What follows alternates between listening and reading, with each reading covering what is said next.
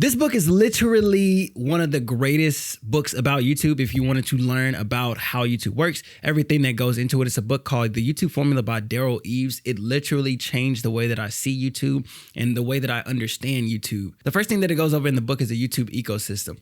YouTube, if you look at it, it basically is just like a full ecosystem. You hear people talk about how YouTube is trying to kill creators or demonetize or all of these sorts of things that YouTube is against the creators in, when it actually is for the creators because it's for their benefit. The YouTube ecosystem basically works because it says that I'm going to provide you, the creator, with a platform and for you to make videos. And in the midst of that, if you make good enough videos, I will show your videos to the right audience. And in turn, the audience will be satisfied. And when the audience is satisfied, they stay on the platform longer. The longer they stay on the platform, the more ads we can serve them. And the more ads that we can serve them, the more money we can make. And the more money we can make, the more money we can pay you because of the fact that you have kept users on the platform for the longest. Now, that is obviously something that everybody has caught on to now.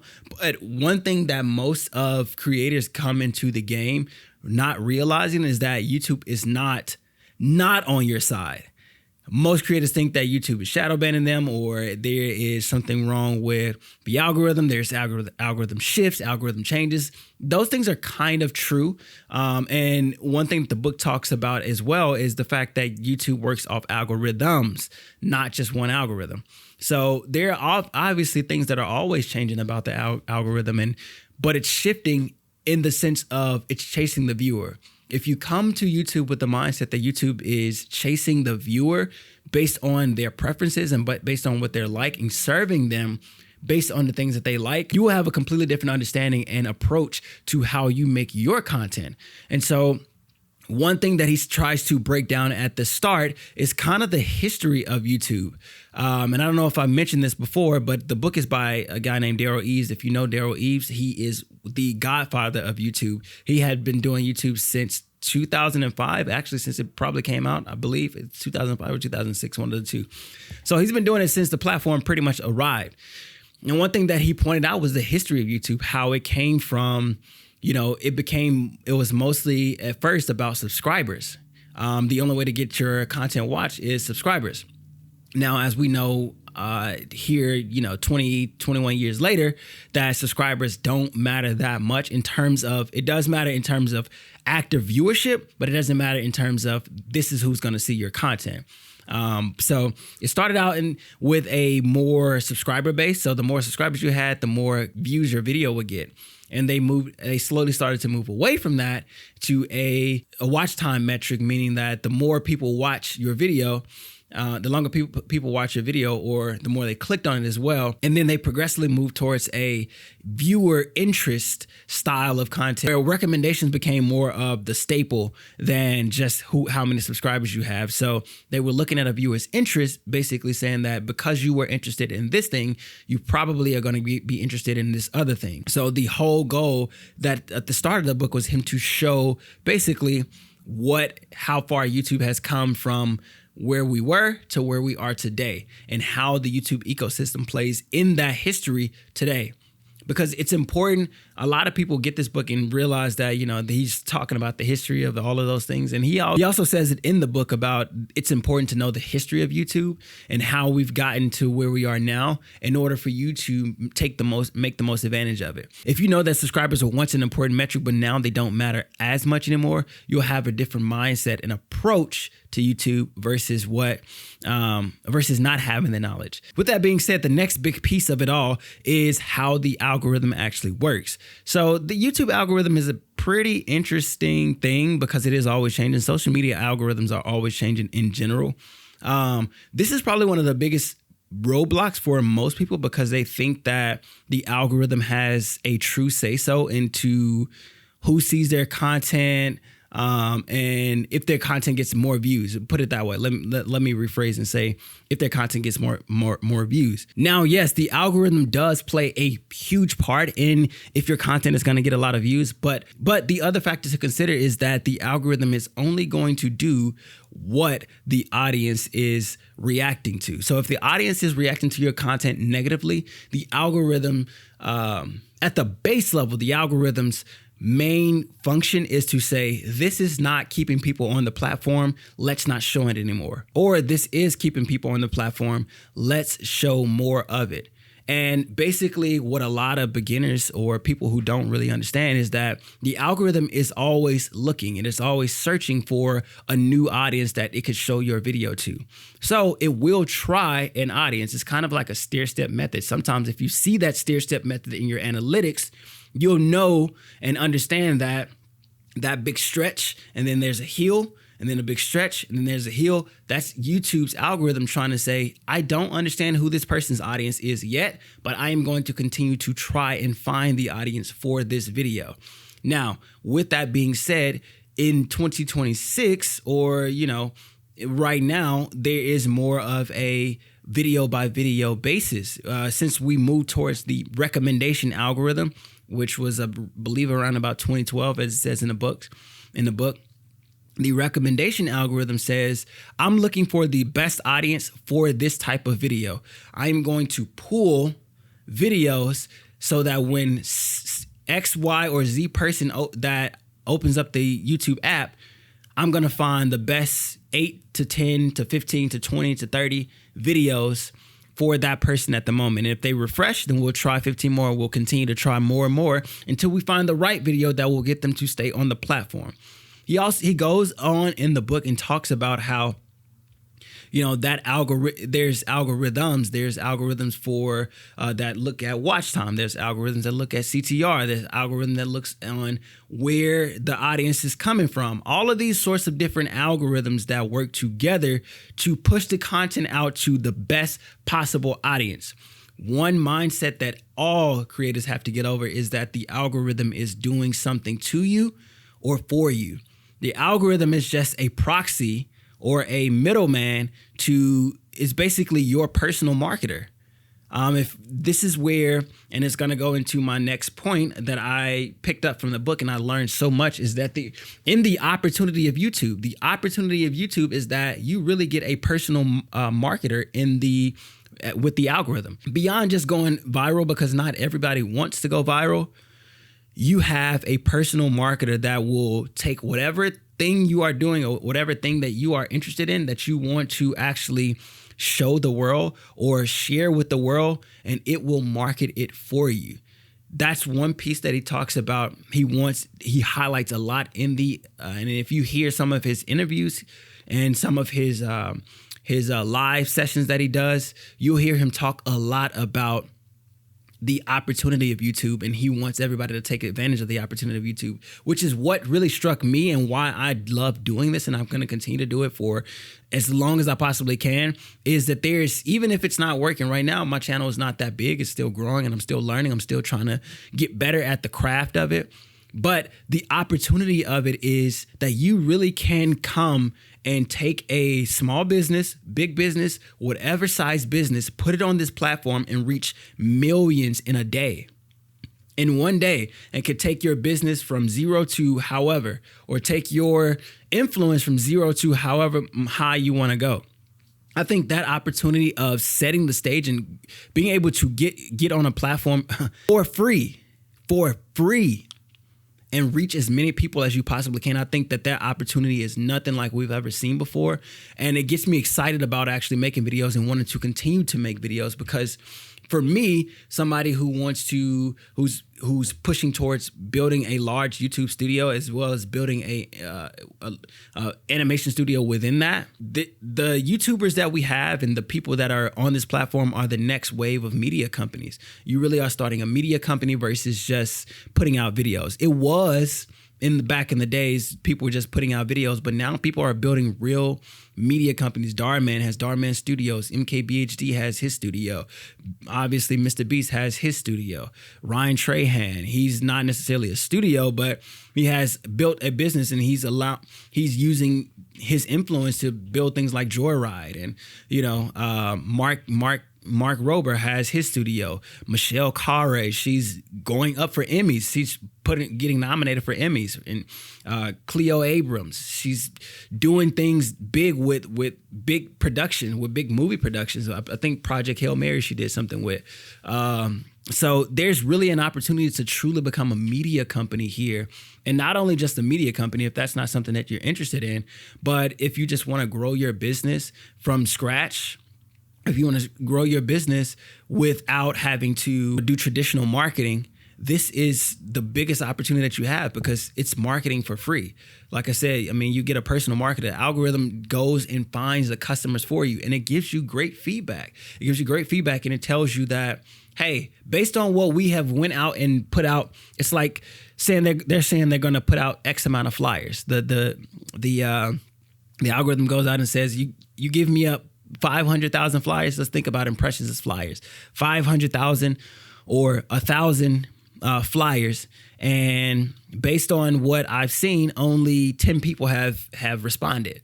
So what that data usually tells you is that, hey, we need to switch up this marketing. We need to switch up this marketing. We need to either change, obviously, the thumbnail. We know about the importance of thumbnail, title, or we just need to try a different style of content. So you get that personal feedback without you having to pay $1 for it, a cent for it. Some people do pay for YouTube ads, but you don't really have to. That's one of the things that he really, really harps on in the book about just the opportunity of being able to build a real business from this platform and not really have to pay for it. I think that's pretty awesome. And, you know, one thing that is important when you're actually starting out, and what he shifts the book to after he kind of goes over all the opportunities, all of the history and things like that, is the actual YouTube formula. The first portion of that YouTube formula is finding your audience. Obviously, if you know how important it is to find your audience, then this is something that will resonate with you, because if you don't know who the person that you're trying to make a video for, then you won't know, or you won't understand how to make that content, what they respond to, what they like, what have they watched before. All of those things really, really matter in order for YouTube to find the right person for your video. So if I am making a video, obviously this video is about the YouTube Formula book. In my mind, my target audience is somebody who A, likes to read, B, somebody who is potentially interested in making content, and also C, people who just like business books or business opportunities and things like that. So that is the type of audience that I'm looking for. So how I went about my research about making this video is, okay, who already potentially does something like this, and how do they typically structure their content? So I go and I look, got some thumbnail inspiration, got some, I didn't necessarily watch too much of the videos because I've seen some of the videos that I'm kind of, I guess modeling after already. So I've already seen some of those types of videos before. So I kind of know the structure of them, and I've been studying YouTube for a while. So I kind of know the structure of certain videos and how they should go. But I know it enough to say, I'm not going to do it that way. I'm still going to do it my way. And so what I do is you go and you say, okay, this is the type of audience that would like this type of thing.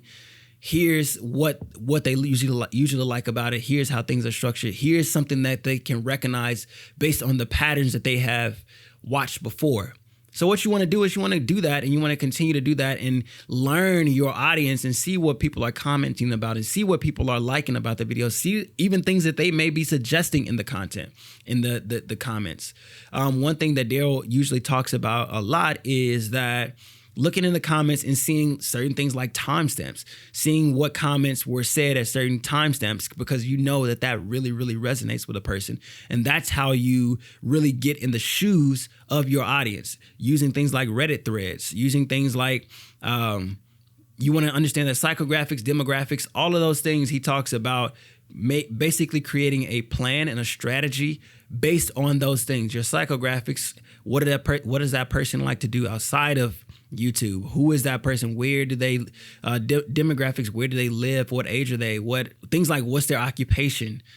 For me, it would be somebody like a business person who is aspiring entrepreneur, business person, somebody who likes to build, somebody who likes to create. It's also somebody who probably lives in a more metropolitan area. And they are super, they're probably 25. Usually my analytics show me like 25 to 35, which is the typical audience that for whatever reason, no matter what content I make, it just usually falls within that area. So for me, I'm like, okay, I usually resonate with somebody my age. I'm 32, 25 to 35. So you have to find those little areas and figure out what does a person like. For somebody like myself, who is this age, the age group of my audience, I kind of already know and understand the psychographics of a person like myself who would watch something like this. They want to know a little bit more. They want to find secrets. They want to find something that can give them the edge. They want to find something that can inspire them, can inspire a new idea, can inspire something that will cause them to have a breakthrough. They're always looking to kind of have that lifelong learner mentality, but also they're avid builders and avid, super ambitious and super driven. And so I know for my audience, having content like that or having content about entrepreneurs or different types of economical things that are out there really, really resonates with them. So you have to go and do that and see, maybe it's going to a Reddit thread and seeing what people are already talking about. I know he talks about how he did that with a promo launch that he did for a product that they were launching. I can't remember but it was one of the most viewed commercials in history. But it was because he knew how to do audience research, which is finding the right audience for his content. So he used things like Reddit and found out that, there's a whole group that is interested in this. And he basically studied that group, saw what they liked, saw what they enjoyed, saw what type of content resonated with them. And so you do that, you basically go, you see what kind of thumbnails he was saying one particular strategy that he says, go and look and go to the most popular, sort by most popular, and find in the last 2 years, what are the most popular. The video obviously has to be within, 12 to 24 months. You want something pretty recent because you'll know that that's what's currently working. Now, one pushback that I do have on things like that is that I really don't like to do the whole what's working thing, because I feel like we are in such a solved YouTube world right now where basically everybody is just making what we know to make because it's kind of apparent what works, and you just kind of steal that and go with that. But if the goal is to speed run this process as fast as possible, definitely do that. For myself, I'm more so a craft like person. I really want to get good at the craft, because I believe that if you get good at the craft of it, then no matter what changes happen to the algorithm or whatever, you will understand audiences. You will understand what gets people, and you will always be able to stay ahead of the curve versus chasing. The algorithm already does that. The algorithm already chases the audience based on what changes in their preferences. So you don't really need to do that. The better role for you to do as a creator is to stay ahead of the algorithm, meaning that staying ahead of the audience, making the audience chase you, or giving them something that they didn't know that they wanted, or it may be new to them or novel to them, and then the algorithm would chase them because they're chasing you. So that's kind of how I think about it. But I'm also a fan of, you need to learn the game first in order to break the rules and kind of do that. But so he does talk about finding your audience. And then he goes into talking about feedback, how feedback is queen. YouTube is probably the best at giving you the best feedback. He calls it feedback is queen because if you've ever heard about how to actually get really good at a thing, it talks about how you need rapid feedback and then deliberate practice, obviously. Of course, it doesn't have to be the 10,000 hour thing. And, obviously that probably is a little dated and not really true, but you do need that feedback. The rapid feedback will tell you that the more videos you can put out, the more rapid feedback you can have. And when you have rapid feedback, they're telling you, this is the audience telling you that this is what I like, this is what I don't like. This probably wouldn't work here. I think that one big piece that has slowed me down so far is not putting out enough videos, and I want to change that, but putting out more and more videos to see what really, really resonates with the audience. Seeing what resonates with the audience and saying, okay, this doesn't work, this does work. They like this, they don't like this. They potentially could like this. This got a certain click-through rate. This got a certain AVD, because YouTube can feel like a black hole if you don't really study your data. So it's very, very important to make sure that you're studying the data and looking and seeing what people are saying. If you know Daryl Eves and if you read this book, you'll see that he is a huge, huge data guy. He really likes to understand data and dig into data and things like that. Now, another pushback on that. I will say, I really do like data, but I also think that there is a level of throwing out you're throwing out the intellect part of it and going strictly on gut. Letting your mind go and going off your intuition. There's a great balance that you have to strike between those two. I remember he told a story about one guy who was one of his students. He does like unboxing videos, and he basically, in the book, he was talking about how he basically, the guy who was his student, they filmed the video, they wrapped everything up, and he looked at Daryl and told him, well, this video is not gonna get the views that it should. And Daryl was like, wow, what happened? I thought the shooting and the filming was great. I mean, what did you see that, he was and the guy told him, like, there's certain little things that I just have the intuition of that I know that has to happen with this type of video. And he unboxes very expensive things. So it would be hard. It was, you may think that, oh, you could just shoot it again. Well, you can't just drop another 30K, 40K on the video after it's already, unboxed. It's kind of, you're kind of stuck when you have such that type of content. And so he was like, well, this video is not going to get the views that it probably we wanted to do, because we missed those small little tweaks that we know by intuition that our audience loves. And Daryl was just like, sure enough, that video underperformed greatly what they thought, what a video like that usually would. But it's because he had that intuition and not just like the intellect or like the data says this, and that. So there is a fine balance of having a data-driven mind, but also an intuition of knowing what audiences want, because you know your audience so well.